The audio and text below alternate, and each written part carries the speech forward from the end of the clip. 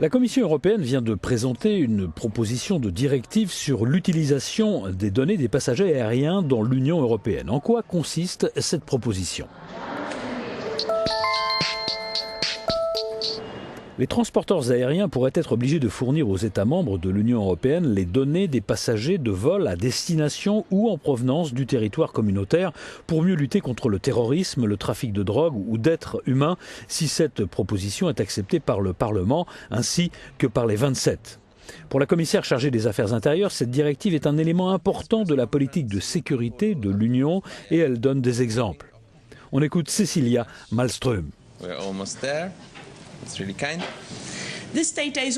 Ces données sont déjà utilisées dans quelques États membres et pour vous donner une idée de la façon dont elles sont utilisées, sachez que la Belgique a fait savoir à la Commission que 95% des volumes de drogue illégale saisis en 2009 étaient dus à ce processus d'information.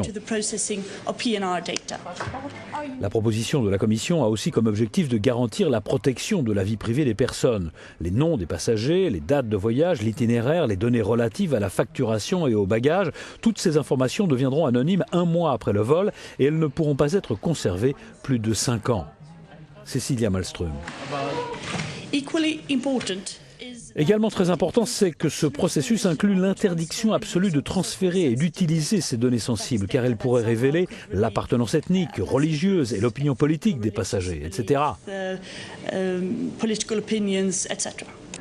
Dans l'Union européenne, les vols intérieurs ne seraient pas concernés par la nouvelle directive. Actuellement, les transporteurs aériens européens doivent déjà transmettre les données personnelles de leurs passagers à destination ou en provenance des États-Unis, du Canada ou de l'Australie.